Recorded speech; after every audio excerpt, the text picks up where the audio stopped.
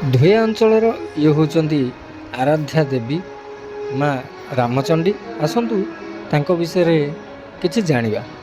ତେବେ ଆମ ଧୋୟା ଅଞ୍ଚଳର ଜୁଆଣିଆ ଗ୍ରାମ ଜୁଆଣିଆ ପଞ୍ଚାୟତର ହଦୁଆ ଗ୍ରାମ, ଯାହା ଏଠି ମା ରାମଚଣ୍ଡୀ ଖରସ୍ରୋତା ନଦୀରୁ ଗଣ୍ଡଜଳ ଭିତରୁ ଆବିର୍ଭାବ ହୋଇଥିଲେ। ତାଙ୍କୁ ଆଣିକି ସ୍ଥାପିତ କରିଥିଲେ ଆମର ହଦୁଆ ଗ୍ରାମର ଜୁଆଣିଆ ଗ୍ରାମର କିଛି ବ୍ୟକ୍ତି। ଆଉ ଆ ଭିତରେ ବି କିଛି ଗୋଟେ ଥିଲା, ଯାହା ମାଙ୍କର ଶକ୍ତି ଏଠି ଆବିର୍ଭାବ ହେଲା। ମାଙ୍କୁ ଆଣିକି ସ୍ଥାପନ କଲେ ଆଉ ମାଙ୍କୁ ଆରାଧନା କଲେ। ଆପଣମାନେ ସେଇ ଚିତ୍ର ଦେଖୁଛନ୍ତି, ମାଙ୍କର ମୂର୍ତ୍ତି ଯେଉଁ ଜାଗାରେ ଅଛି। ମନ୍ଦିରଟି ବହୁତ ଭାବନାରେ ତିଆରି କରାଯାଇଛି। ଆପଣମାନେ ସେ ଚିତ୍ର ଦେଖୁଛନ୍ତି। ଆଉ ଆକୁ ପ୍ରତ୍ୟେକ ବର୍ଷ ଆମର ଏଠି କୀର୍ତ୍ତନ କରି ମାଙ୍କୁ ଆବାହନ କରାଯାଏ। ଆପଣମାନେ ସେ ଚିତ୍ର ହିଁ ଦେଖୁଛନ୍ତି। କୀର୍ତ୍ତନ ସମୟରେ ଏଇ ପରିବେଶ ସୃଷ୍ଟି ହୋଇଥିଲା।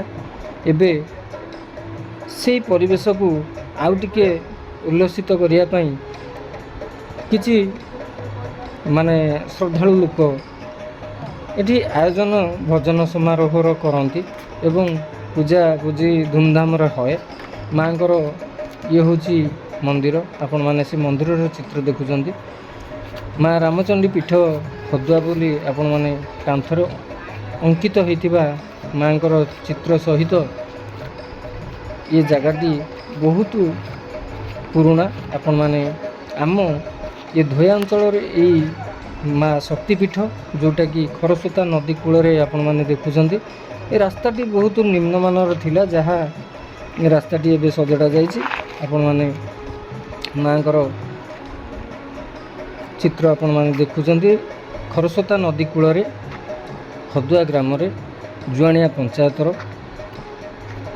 ଧୋୟା ଅଞ୍ଚଳ ଆଳି କେନ୍ଦ୍ରାପଡ଼ା ଜିଲ୍ଲାର ଆପଣ ସେ ଚିତ୍ର ଦେଖୁଛନ୍ତି। ଏମିତି ଚିତ୍ର ଦେଖିବା ପାଇଁ ଆପଣମାନେ ଏ ଚ୍ୟାନେଲକୁ ଫଲୋ କରିଥାନ୍ତୁ ଫେସବୁକରେ ଏବଂ ୟୁଟ୍ୟୁବରେ ସବସ୍କ୍ରାଇବ୍ କରି ରଖିଥାନ୍ତୁ। ଆସନ୍ତା ଭିଡ଼ିଓକୁ ପୁଣି ଦେଖା ହେବ। ରହିଲି।